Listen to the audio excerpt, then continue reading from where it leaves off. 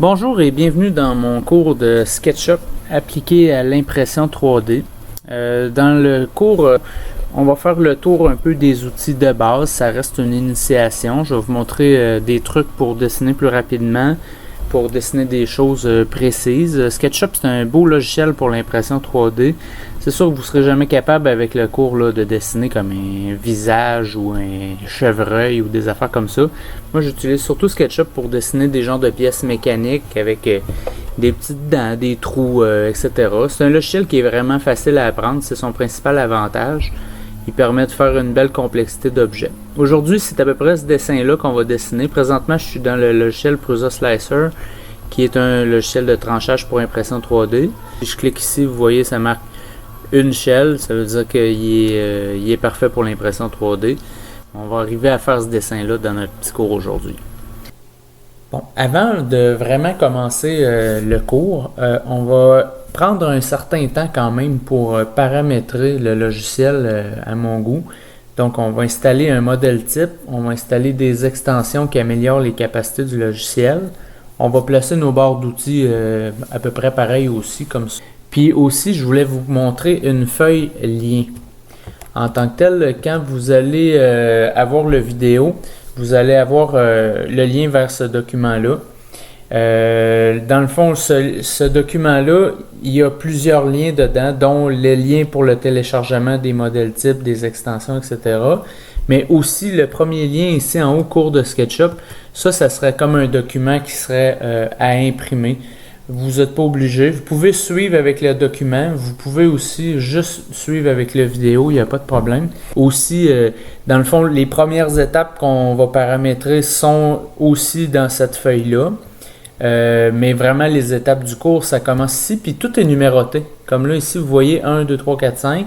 Ben, ça va référer à des étapes du cours qui vont être dans le vidéo. Fait qu'en haut à droite, dans le vidéo, il va souvent avoir comme l'étape d'où est-ce qu'on est rendu dans le cours sous forme de petits chiffres. Fait que vous pouvez suivre en même temps la vidéo puis la feuille.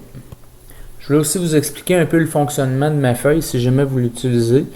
Donc, je l'ai séparé comme en outils. Là, dans le fond, c'est ce qu'on veut apprendre. Donc, des fois, il y a plusieurs affaires qui sont vues en même temps. L'objectif, ça, c'est plus vraiment qu'est-ce qu'on va faire dans notre dessin. Puis comment qu'on va fonctionner, c'est que j'ai vraiment redéfini chaque étape en sous-étapes, vraiment comme décortiqué au maximum. Puis à chaque étape, vous avez quelque chose à faire. Puis il y a la réponse que SketchUp est supposé vous renvoyer parce que SketchUp, c'est un logiciel qui, dans le fond, il essaye de communiquer avec vous, puis il faut vraiment l'écouter comme il faut. On va commencer par paramétrer le logiciel pour qu'il soit comme à mon goût. Donc, on va l'ouvrir. OK. Au début, ça nous dit choisissez un modèle type. Sauf que là, vous, là, ici, imprimante 3D, là, vous ne l'aurez pas encore. Fait que là, ce qu'on va faire, on va prendre n'importe quel autre parce que la première affaire qu'on va faire, c'est d'aller ajouter ça. Donc, commencez à utiliser SketchUp. Donc là, j'ai pris le modèle pied-pouce. Donc là, la première affaire qu'on va faire, c'est fichier ouvrir. Puis là, moi sur le bureau, je l'ai mis ici, là-dedans. J'ai modèle type. Bon, là, avec le vidéo, j'aurais mis en lien là, un fichier qui s'appelle comme ça, modèle type i3D. Donc, vous pouvez l'ouvrir. Ça, dans le fond, il va vous placer dans un environnement qui est à peu près de la bonne grosseur pour environ n'importe quelle imprimante 3D. Aussi, il va paramétrer comme le niveau de précision au millième de millimètre. Une couple de paramètres comme ça qui vont rentrer automatiquement. Sauf que là, on va aller le placer pour qu'il affiche la prochaine fois que vous allez l'ouvrir dans les modèles types. Donc, on va faire fichier enregistrer comme modèle type. On va lui donner un nom. Ça va être imprimante 3D. Puis tiens, je vais mettre la date d'aujourd'hui pour que ce soit évident. Là. On est le 3 août 2019. Voilà. Bon, nom du fichier, il apparaît ici. Définir comme modèle type par défaut. Tiens, on va y aller avec ça. Donc là, on peut refermer le logiciel. Puis là, quand on va l'ouvrir, il va être en haut de la liste. Donc, choisir un modèle type, imprimante 3D. Ah, tu vois, c'est le deuxième. En tout cas, c'est pas plus grave que ça. Ça, c'est le nouveau modèle type qu'on vient de se fabriquer. Commencer à utiliser SketchUp.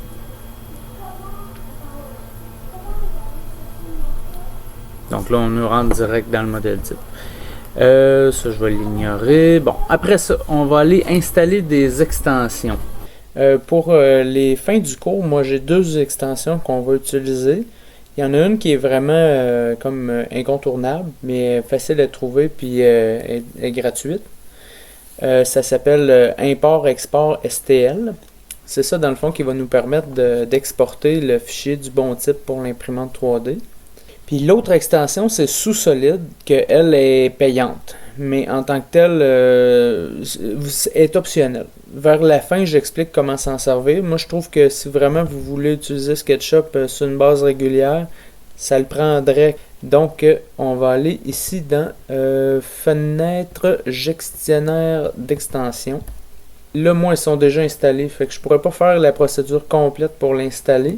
Je vais vous l'expliquer quand même rapidement. Vous faites installer l'extension. Puis là, il faut la trouver sur votre ordinateur. Là, comme là, moi, je vais vous avoir préparé une liste de liens. Attendez un petit peu, qui va ressembler à ça. Donc, il y a celle-là ici, Import-Export STL. Si vous cliquez dessus, vous allez tomber ici.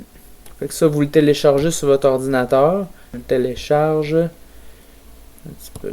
Mettons ici. Il a fallu que j'utilise mon clic droit. Télécharger. Fait que là, il va aller dans mon fichier téléchargement. Je retourne sur SketchUp.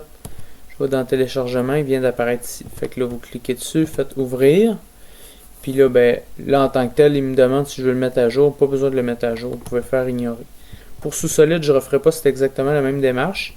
Sauf que dans ma liste ici, là, les liens, en fait, je vous amène vers le site web.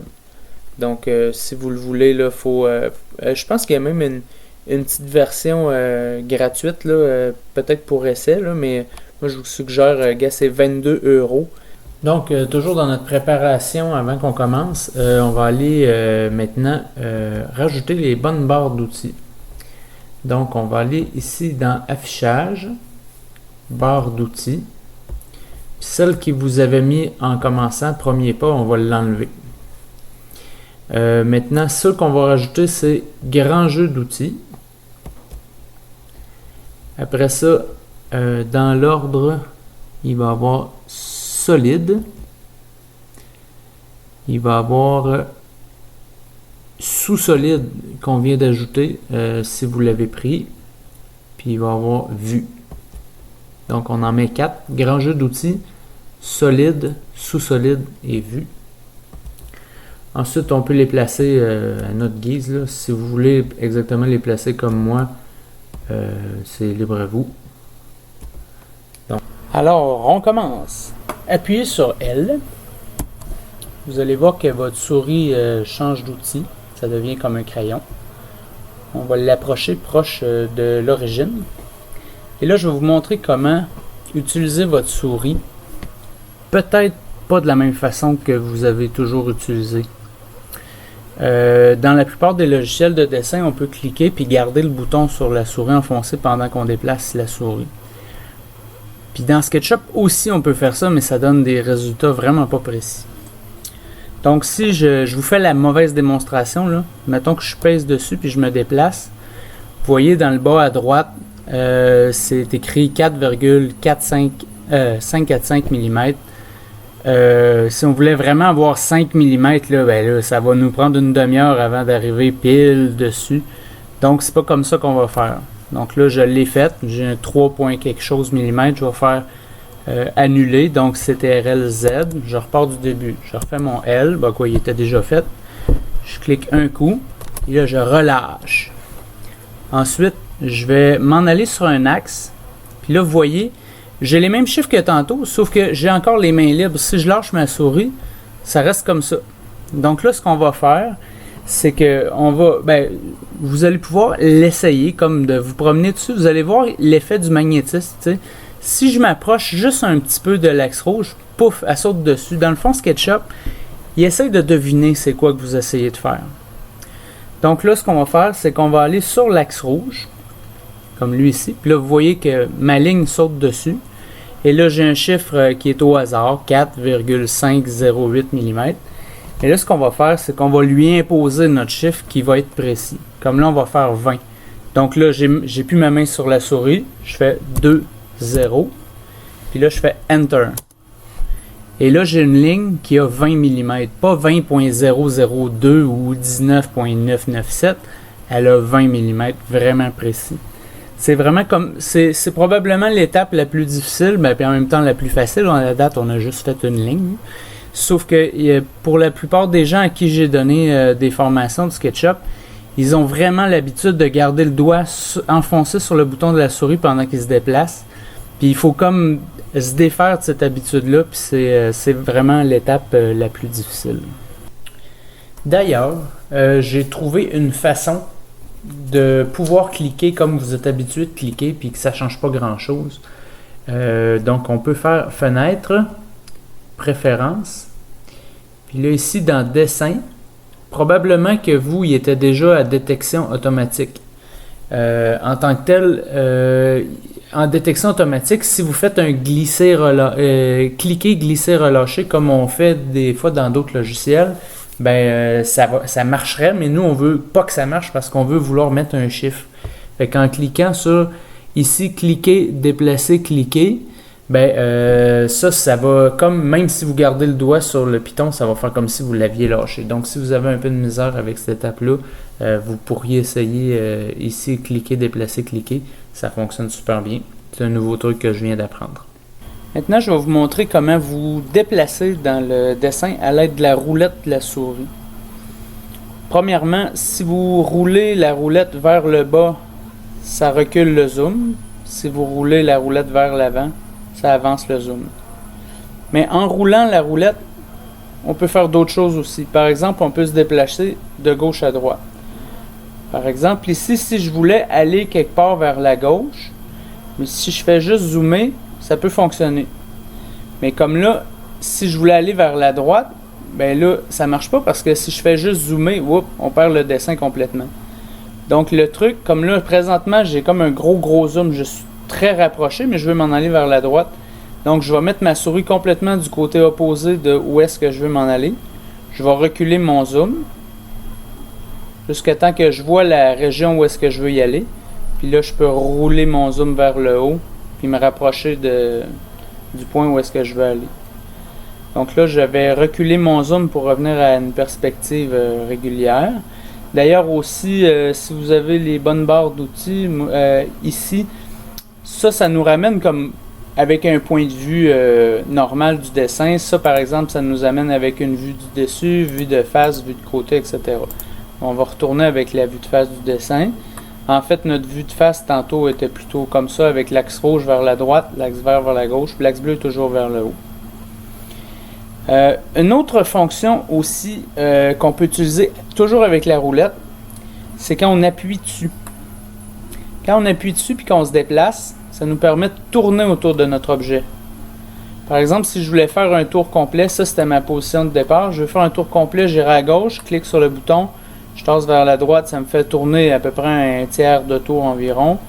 Là, je lâche mon bouton, je retourne ici, je clique avec la roulette toujours, je tourne comme ça. Ça me permet, comme là, je pourrais avoir fait un tour complet puis revenir environ avec la position originale. Bon, si jamais vous avez vraiment juste touché avec la roulette de la souris pour vous déplacer dans le dessin, normalement, votre ligne est encore accrochée à la fin de la première ligne de 20 mm. Si jamais c'est pas le cas, c'est pas plus grave que ça, vous refaites L, vous recliquez sur la fin de la ligne. Encore la même technique, vous cliquez un seul coup puis vous relâchez. Ensuite, ce qu'on va faire, on peut un peu mieux voir le magnétisme que tantôt. Tout à l'heure, quand la droite était confondue sur l'axe rouge, ben on la perdait comme de vue. Mais là, vous voyez, elle devient verte quand je la place dans un endroit que l'ordinateur pense que je veux être parallèle à l'axe vert qui est là. D'ailleurs, si je m'en vais très loin, vous voyez qu'on aurait dit que l'axe va en se rapprochant, là. Mais, tu sais, il y en a des fois qui essayent de la placer comme ça. Comme ça, vous voyez sur le dessin, là, elle a l'air parallèle, mais elle ne l'est pas.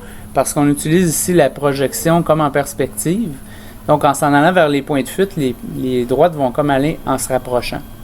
Donc, vraiment, on va se placer sur l'axe vert. C'est important d'être super rigoureux avec ça. Il faut que vous communiquez à l'ordinateur, mais l'ordinateur il communique ce qu'il pense qu'il a compris de ce que vous avez dit. Donc, il faut vraiment que vous attendiez que la droite soit verte avant de continuer. Donc là, on va faire une droite de 47 mm. Donc, je reprends mon clavier, 47. Vous voyez, le chiffre s'est apparu en bas à droite. Je fais Enter et ma ligne est apparue. Maintenant, on va faire une droite de 25 mm le long de l'axe rouge. Je voulais juste vous faire remarquer que c'est vraiment facile de faire une droite de 20 mm précisément. Mais 25, c'est le même problème qu'on avait tantôt. Donc là, on avait encore notre souris qu'on avait cliqué juste une fois. On fait 25, Enter, la droite apparaît. Ensuite, dans le fond, on va retourner jusqu'à l'origine, mais en passant avec un petit détail de plus. Donc, la prochaine étape, je veux vous montrer une sorte de magnétisme qu'on peut faire, mais qui est renforcé. Donc, par exemple, là, je suis sur l'axe vert, mais si je voulais rester sur l'axe vert, mais être vis-à-vis du milieu de l'autre droite, ça se fait. Donc, vous organisez pour être sur l'axe vert, puis vous appuyez sur le bouton majuscule du clavier, puis vous le gardez enfoncé. Ensuite, ça vous permet d'aller n'importe où sur le dessin, puis ça force la droite à rester en parallèle à l'axe que vous avez sélectionné. Par exemple, aussi, il y a d'autres magnétismes que je ne vous ai pas montré encore. Chaque droite a ses deux points, puis son milieu aussi. Donc là, si je m'en vais chercher le milieu de l'autre droite, qui était de 47 tantôt, ben vous voyez que la longueur 23.5 apparaît précisément. Donc là, je pourrais reprendre ma souris, puis cliquer un coup, ma droite apparaît. Ensuite, pour me rendre jusqu'à l'origine, on va passer ici par l'axe vert. Vous voyez, le chiffre 5 apparaît super précis. On pourrait le taper pour confirmer, ça ferait la même chose, mais on n'a pas besoin ici.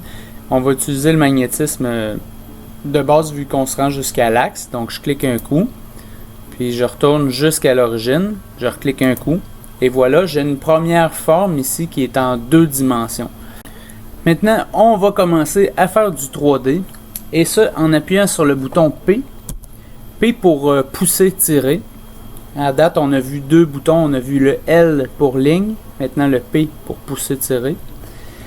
On voit que le bouton de la souris change. Si je me déplace et je m'en vais sur une face, on voit qu'il y a des pointillés qui apparaissent. Donc là, même chose que tantôt, on va cliquer un coup puis relâcher le piton tout de suite. Donc, je clique un coup. J'ai lâché mon piton. Maintenant, je peux déplacer ma souris. Puis là, on voit du 3D qui apparaît. Donc là, on va y donner une direction. Comme là, on va aller vers le haut. Puis on va faire 3 zéros pour 30 mm. Puis Enter. Donc là, notre objet a 30 mm. On se rend compte aussi qu'il y a quasiment le tiers de l'objet qui n'est plus dans l'écran. Donc on va réutiliser les étapes déjà vues avec la roulette pour se centrer. Donc là, je vais aller vers le haut. Je vais placer ma souris en bas, zoomer vers le bas, rouler ma roulette de souris vers le bas pour reculer mon zoom. Puis si je voulais m'en retourner vers le haut un peu, je pourrais zoomer vers le haut avec ma roulette comme ça. D'ailleurs, on peut même réessayer tous les boutons. En cliquant sur la roulette, on pourrait faire un tour complet puis regarder chaque face de notre objet à date. D'ailleurs, ça, présentement, là, on pourrait l'imprimer. On va attendre un peu, on va y ajouter un petit peu plus de détails tout en voyant d'autres outils. Mais ça, c'est du 3D. Ça pourrait être imprimé. Troisième outil que je vais vous montrer à date, L pour ligne, P pour pousser tirer, le troisième T pour tape à mesurer. Ruban à mesurer, mais le truc ça retient mieux avec un T pour tape à mesurer. Le tape à mesurer en tant que tel, il y a 2 fonctions. Il peut nous permettre de vérifier quelque chose sur notre dessin, ou, et c'est là qui est beaucoup plus utile, il nous permet de placer des repères. Parce que par exemple, si je voulais percer un trou ici à un endroit bien précis dans mon cube, ben là, je prendrais mon outil, mettons cercle, pour faire un rond, mais le rond, il va être où, là, tu sais, il est comme un peu dans le vide, il n'y a comme pas de point de repère. Le tape va servir à ça. Donc d'abord, pour regarder si nos mesures sont correctes, à date, on avait, la première mesure, c'était 20. Bon, regardez dans le bas à droite, j'ai 20, c'est beau, j'ai bien réussi. Fait que là, par exemple, j'ai cliqué juste un coup, je pourrais cliquer un deuxième coup, là, whoop, ma ligne disparaît, ça sert comme à rien dans ce temps-là. D'ailleurs, pour n'importe quel outil, comme là, la souris est comme accrochée, je voudrais faire quelque chose d'autre, puis là, je veux comme enlever le tape à mesurer. Si vous voulez lâcher un outil, c'est le bouton espace sur le clavier. C'est comme ça vous redonne une souris normale là, avec une flèche. Donc, je reprends mon tape à mesurer, je pèse sur T. Donc, le tape à mesurer, sa deuxième fonction, c'est de nous donner des repères. Puis même en donnant des repères, il y a deux sous-fonctions aussi. Si je pars d'un point, je clique un coup, puis que je m'en vais par exemple ici vers l'axe vert, dans le vide, puis que je fais par exemple 20 mm, Enter. Là, il va me redonner un point avec une ligne pointillée entre les deux. Donc, ça serait facile, par exemple, de reprendre L, puis de partir de ce point-là pour dessiner quelque chose. Bon, je refais Space parce que c'était pas une ligne que je voulais faire, c'était surtout pas dans ce coin-là que je voulais la faire non plus. Le but, c'était vraiment de vous montrer, si vous prenez T, vous partez d'un point, puis vous allez quelque part, il va vous redonner un point. Mais si vous prenez une droite, par exemple, si ici je vais sur la droite, celle-là c'est bon, ça va être dans le dessin, ça va être ça qu'il va falloir faire. Si je pars d'une droite, là il y a un petit carré qui apparaît ou un rond bleu, les deux font pareil, ça ne change rien. Je clique un coup, je libère. Là, il y a une ligne pointillée qui est parallèle à cette ligne-là qui apparaît.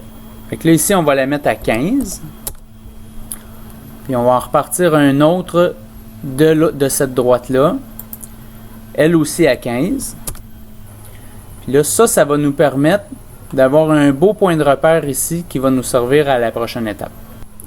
Dans cette étape-là, ce qu'on va faire, c'est qu'on va aller tracer un cercle ici. Puis après ça, on va l'extruder vers le bas. Ça va nous faire un trou bord en bord de notre pièce. Mais avant, je vais vous montrer quelques autres petits trucs. D'abord, dans l'étape précédente, j'avais fait des points de repère ici qui sont strictement inutiles.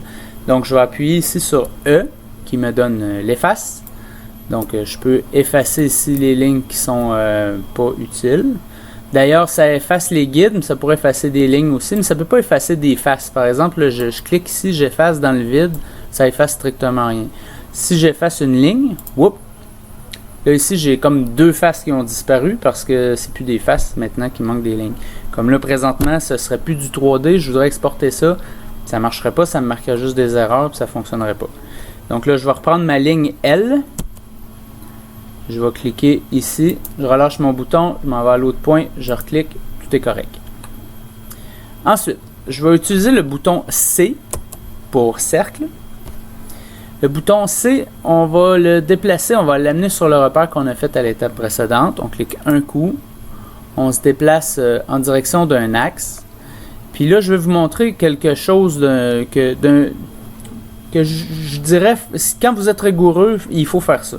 Il faut toujours, quand on trace le cercle, d'abord remarquer que c'est pas vraiment un cercle. C'est un genre de polygone avec beaucoup de faces. Je ne sais pas exactement combien, mais ça doit être environ une quarantaine. Ce que je sais par contre, c'est que le nombre de faces se divise par 4. Donc, si on amène notre souris sur un axe, on remarque que sur les autres axes, on a un bout pointu de notre cercle. C'est ça qu'on veut.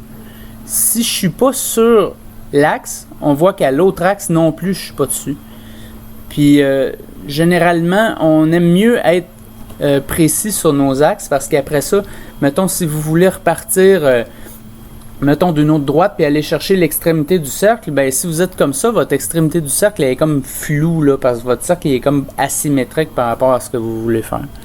Donc, on va vraiment se placer sur notre axe. Puis là, dans ce cas-là, vous voyez bien, j'ai fait mon cercle beaucoup trop gros, mais c'est pas plus grave que ça. Présentement, je suis à 25 mm de rayon.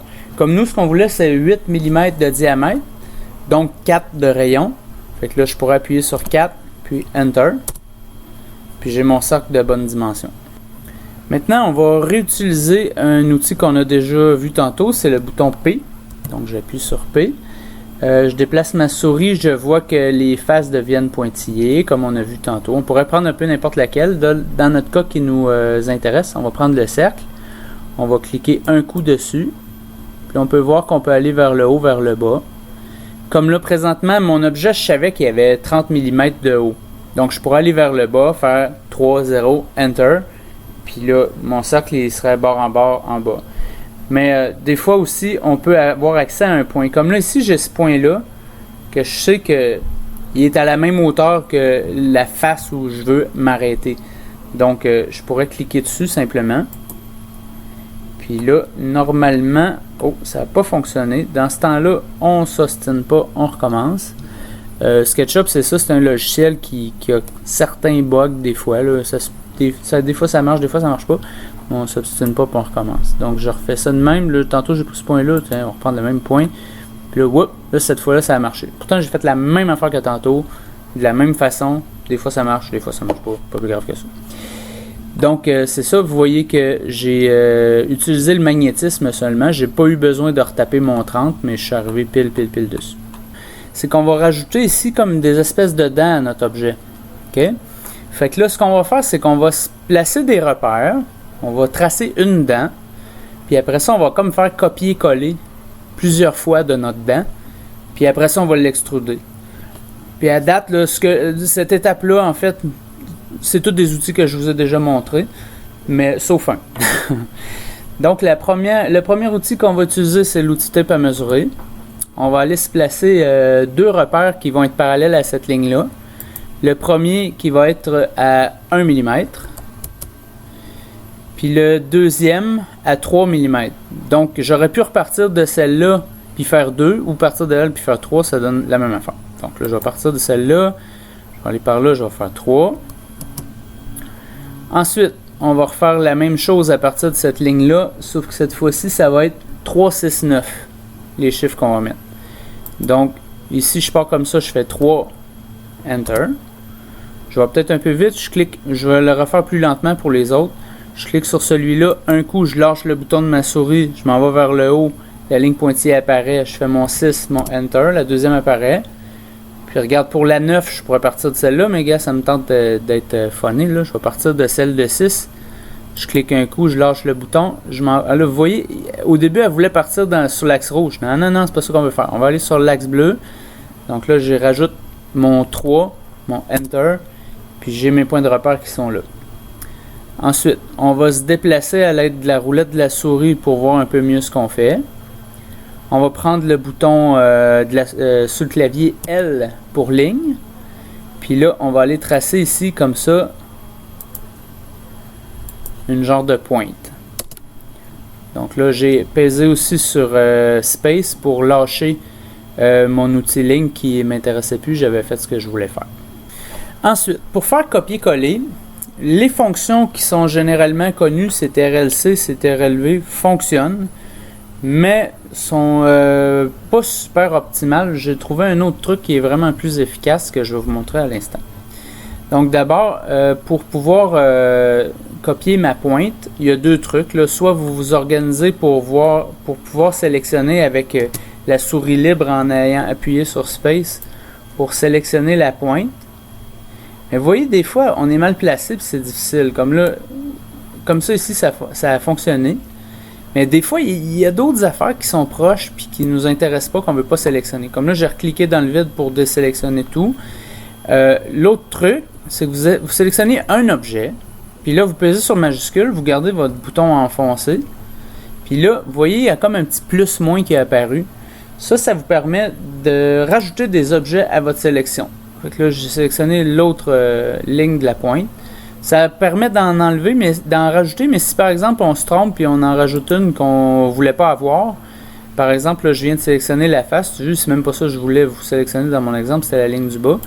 Ben, on peut cliquer dessus puis ça la renlève. Comme là, je vais renlever ma ligne puis ma face. Donc là, j'ai les deux bonnes sélections puis c'est ça qu'on voulait. Ensuite, le prochain bouton du clavier que je vous montre, c'est M pour Move ou déplacer. M pour Move, quand on clique dessus, il y a on va utiliser le magnétisme. Il ne faut pas cliquer n'importe où, il faut cliquer sur un point précis qu'on veut prendre, puis l'amener à un autre point précis. Par exemple, là, je clique, puis là, on peut tester le magnétisme. Bon, excusez, ma souris avait un peu jammé. Bon, donc si je m'en vais vers le haut, là, il comprend que je veux aller vers le haut, c'est correct. Si je veux aller sur l'axe vert, ça va. Donc, on peut tester comme ça le magnétisme. Mais, là, à date, ça fait pas copier-coller, là. Ça fait juste déplacer. Right? Si je pèse sur CTRL un coup, il me redonne la première. Donc, c'est vachement efficace. Fait que là, on peut aller la replacer à la fin de la deuxième. Donc là, j'utilise ma roulette pour me déplacer. Fait que là, je pourrais la reprendre simplement. Là, je suis déjà sur le bouton Move, même pas besoin de repaiser. Je clique un coup au début de ma dent. Puis là, vous voyez, oh, il essaie de déformer la première, hein? Parce que là, il s'est accroché sur ça. Donc, il ne déplace pas l'autre droite, là, comme la deuxième droite de la première pointe. Mais il la garde accrochée avec lui, par contre. Si je repèse sur CTRL, whoop, il me redonne ma deuxième qui était belle. Puis là, je pourrais aller dans n'importe quelle direction. Mais là, vous avez bien compris que ce qui m'intéresse, c'est aller la porter ici. Donc là, à date, j'ai 3 pointes. On pourrait faire ça encore ainsi de suite, jusqu'à ce qu'on soit rendu en haut. D'ailleurs, on pourrait aussi, par exemple, rajouter, comme là, si j'ai ma sélection, je pèse sur Space. Là, je pèse sur majuscule, donc je pourrais rajouter une deuxième pointe. Après ça, appuyer sur M, accrocher ici, je fais ça mon CTRL. Puis là, whoop, là j'en ai fait un petit peu trop, pas plus grave que ça. Je vais appuyer sur l'efface. Je vais effacer ce qui ne m'intéresse pas. D'ailleurs, ici dans le bas, je pourrais reprendre celle-là puis la déplacer par là ou carrément rajouter une petite ligne comme ça. Puis là, quand je vais faire ma dernière ligne, pouf, il vient de séparer la face. Là, j'appuie sur Space. Il vient de séparer la face en deux objets différents. Donc là, vous voyez sûrement où est-ce qu'on s'en va avec ça. On va utiliser le bouton P. On va sélectionner la face que là, j'avais déjà pesé sur Space et cliqué dessus, donc elle est comme déjà sélectionnée. Dans ce temps-là, comme là, par exemple, si vous vouliez extruder un autre objet, vous voyez que la souris est plus réactive. Là. Tantôt, les faces devenaient pointillées quand on mettait la souris dessus, mais elle était comme déjà sélectionnée, donc ça ne marche pas. Dans ce cas-là, vous pourriez faire Space, puis cliquer dans le vide pour désélectionner tout et reprendre P pour push-pull ou pousser-tirer. Là, toutes les faces sont réactives. Fait que là, je vais aller sur celle que je voulais. Je clique un coup. Je me déplace. Je m'en vais jusqu'au fond là-bas, qui est à 20 mm. Je clique un autre coup. Et voilà. On vient d'ajouter un beau relief à notre objet. Bon, tantôt, je vous parlais de SketchUp, qui est un logiciel dans lequel on peut faire des objets qui ont une dimension, 2 dimensions ou 3 dimensions. Tandis que quand on veut exporter vers une imprimante 3D sous fichier STL, ben là, il faut que ça ait 3 dimensions. Donc là, la prochaine étape, je vais vous montrer comment SketchUp sait si c'est une dimension, 2 dimensions ou 3 dimensions en utilisant le bouton Info sur l'entité. Par exemple, si je vais appuyer sur Space pour libérer, là j'étais encore sur l'outil pousser-tirer avec P.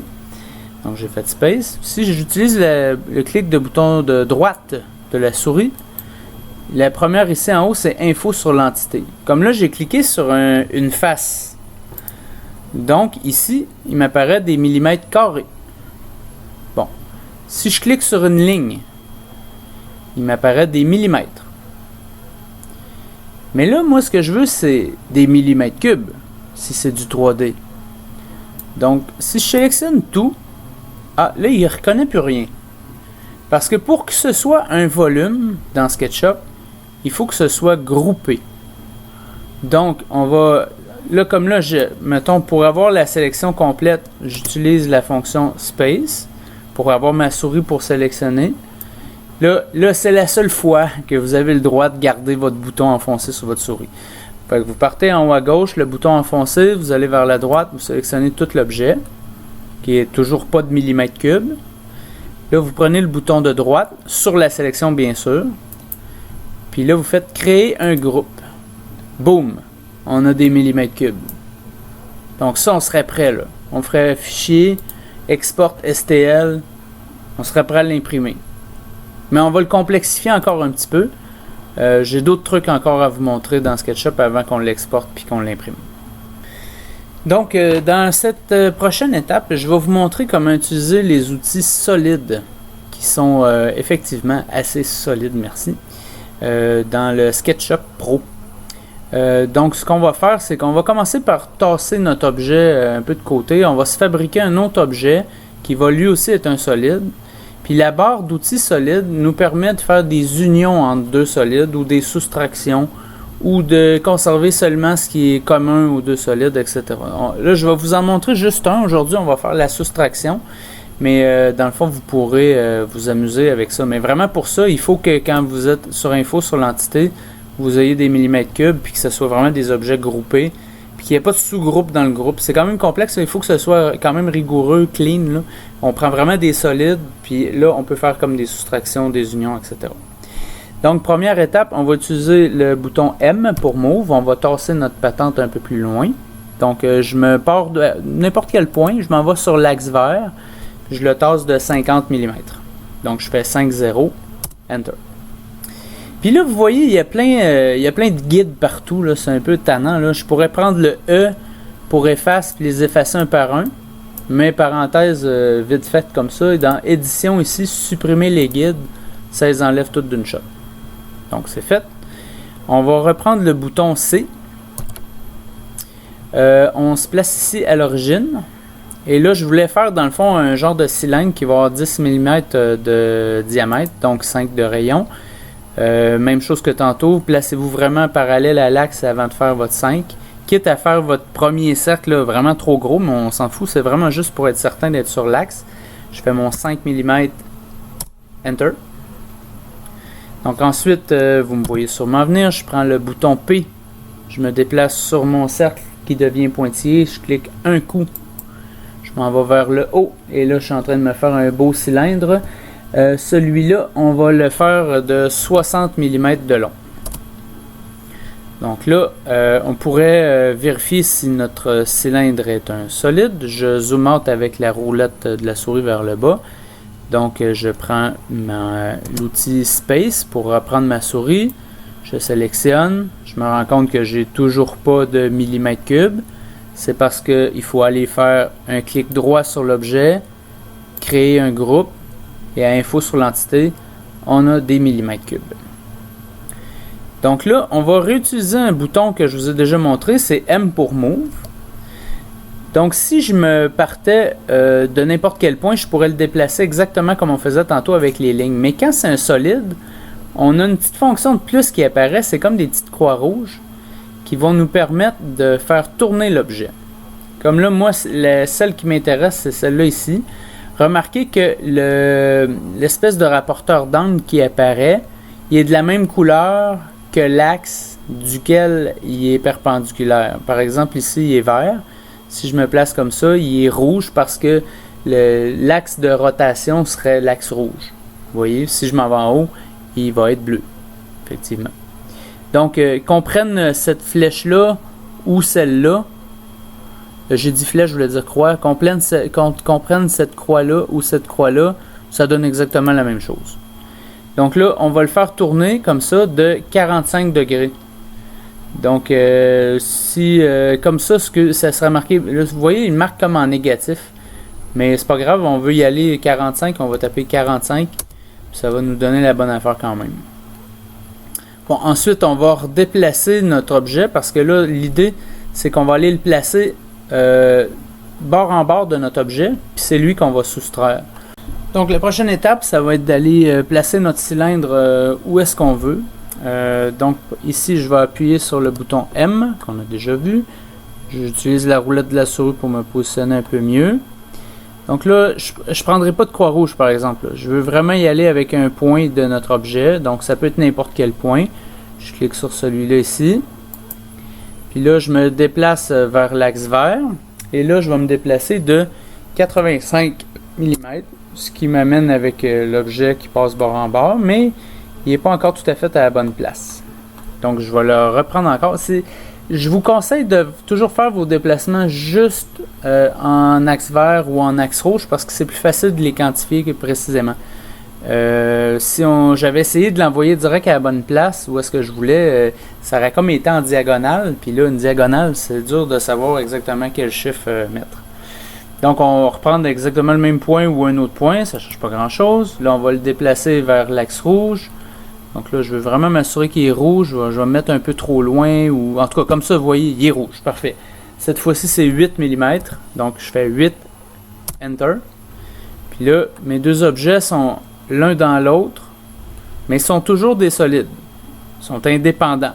D'ailleurs, petite parenthèse en passant, lorsque j'ai un groupe comme ça, puis que je prends ma ligne, je dessine dessus, ça ne modifie pas le groupe. Ok, je vais passer à droite là. Je fais un petit exemple. Là, je reprends cet objet-là, je le déplace. La ligne ne fait pas partie du groupe. Donc, je refais Space pour revenir où j'étais. Je fais E, je vais enlever ma ligne qui était juste une petite parenthèse en passant. Donc là, on va utiliser l'objet, pas l'objet, l'outil soustraire. Dans les boutons des outils solides, soustraire, c'est celui-là. Moi, je vais vous avouer que les dessins ne me disent pas grand-chose. À chaque fois, je mets ma souris dessus pour voir lequel est le bon. Puis à chaque fois aussi, je lis ce qui est écrit. Donc là, ça dit soustraire le premier solide du deuxième et ne conserve que le résultat dans le modèle. Donc ça, ce que ça veut dire, c'est que si je veux faire un trou qui a une forme de cylindre dans le reste de mon objet, ben, soustrait le premier solide. Le premier, ça va être le cylindre. Donc, je clique ici sur soustraire. Puis là, quand je vais sur un solide, il apparaît 1. Donc, quand ça dit soustrait le premier solide, donc c'est le cylindre, ben là, je m'assure que j'ai le petit 1 dessus. Je clique un coup. OK. Puis là, il apparaît un petit 2. Fait que là, je vais aller choisir le deuxième solide. Et voilà. Ça soustrait le premier qui était le cylindre du deuxième. Donc ça, c'est notre objet qu'on veut imprimer. D'ailleurs, vous remarquez, il est encore en millimètres cubes. Vous pouvez d'ailleurs aussi vérifier que vous avez précisément le même nombre de millimètres cubes que moi pour vérifier si vous avez bien suivi la formation. Donc là, la prochaine étape qui est vraiment optionnelle, c'est d'utiliser la plugin sous-solide. Sous-solide, dans le fond, c'est un plugin, c'est comme une extension qu'on peut installer dans SketchUp qui va améliorer les capacités du logiciel. Sous-solide, ce qu'il va faire, c'est qu'il va vérifier si notre dessin est correct. Par exemple, ici, on le sait qu'il est correct parce que dans notre info sur l'entité, il y a millimètres cubes. Mais admettons que ça ne marque pas millimètres cubes. Qu'est-ce qu'on fait? Ben, des fois, on ne la voit pas, l'erreur. Sous-solide, il va nous permettre de trouver l'erreur. Donc, des fois, ça nous permet de la trouver puis d'aller la réparer manuellement avec les outils qu'on a vus, l'efface, le crayon, le cercle, etc. Mais aussi, il y a des outils de réparation automatique qui sont à utiliser avec modération parce que des fois, c'est pas toujours intelligent. Là. Des fois, ça va plus briser le dessin que d'autres choses. Sauf que il y a certains, chaque couleur représente un outil de réparation automatique. Il y a certains de ces outils-là qu'on peut utiliser sans problème, ça brise jamais rien. Il y en a des fois qui peuvent briser, donc je vais essayer de vous montrer ça. Mais là, notre dessin, il est correct. Fait qu'on va commencer par aller générer des erreurs dedans. Je vais vous générer aussi le genre d'erreurs typiques qu'on fait souvent quand on dessine. Puis après ça, on va aller voir si Sous-Solide est capable de les voir puis de les réparer. Donc d'abord, on va faire éclater. Éclater, c'est exactement le contraire de créer un groupe. Donc je reviens avec, mettons, des formes qui un rectangle ici qui est en millimètres carrés, etc. Par exemple, ici, on va se rajouter une ligne comme ça qui relie tous les points de notre arête dentée qui est là. Donc ça ici, là, on s'entend, là, c'est pas du 3D, là. C'est juste une face. Fait que ça, l'imprimante 3D, elle sera pas capable de rien faire avec ça, là. Ça va générer une erreur. Fait que là, venez pas dire que c'est SketchUp qui est pas bon, là. Faut être rigoureux au bout avec SketchUp. Faut rien laisser passer. Ça marchera pas, là. Bon, aussi, des fois, il y a des lignes qui sont dans les faces. Comme ça. Aussi, par exemple, ici, on a un trou, bord en bord. Mais si je refais une des lignes du cercle, là, il me réapparaît une face. Donc, de l'autre bord, vous voyez, j'ai encore le trou.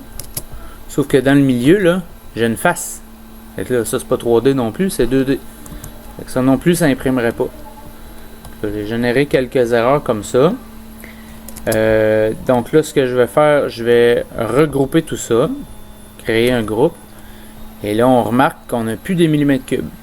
Fait que là, si on n'a pas sous-solide, ben, soit là, elles sont évidentes, sont super faciles à voir, mais des fois, c'est un petit défaut qui nous empêche d'exporter en STL puis de bien imprimer ça. Donc, en passant, je ne l'ai peut-être pas encore dit, sous-solide, j'ai dit que c'était optionnel, c'est parce que c'est payant aussi. C'est environ une trentaine de dollars. D'ailleurs, moi, je l'ai acheté, ça fait quand même longtemps, sur une version précédente de SketchUp. Puis, il a toujours fonctionné. Je passe d'une version de SketchUp à l'autre, puis ça fonctionne toujours.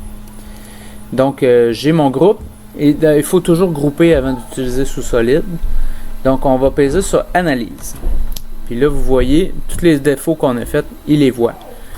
Vous voyez, par exemple, la barre bleue. La barre bleue, dans le fond, ça nous dit supprimer les coplanaires. Ça, dans le fond, c'est des lignes qui sont dans des faces, donc qui servent à rien. Barre bleue, on peut peser dessus autant de fois qu'on veut, ça ne brisera jamais le dessin. Bon, après ça, il y a les vertes.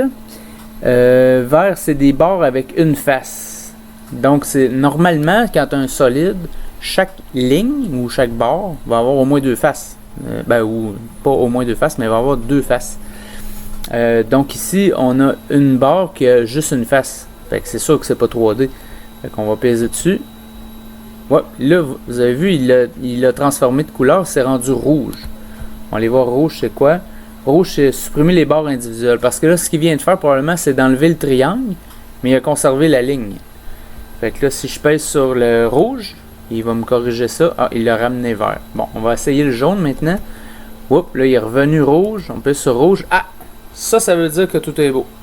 Puis là, vous avez vu en plus, pouf, millimètres cubes sont réapparus. Donc, on est revenu avec du 3D. Sous-solide, là, c'est vraiment un gros time saver. Mais surtout, c'est que des fois, tu as des dessins qu'on se décourage. On ne le trouve pas, le maudit problème. Il y a un petit problème quelque part. Là, puis des fois, c'est un petit triangle vide. Là, c'est à peine perceptible à l'œil. Sous-solide, lui, il trouve tout. Après ça, pour corriger automatiquement, vous avez vu, j'ai fait un peu d'essai-erreur, avancer, reculer, la ligne jaune, ligne verte, carré vert, tout ça. Mais l'important, c'est que vous surveillez ce qu'il fait en plus aussi.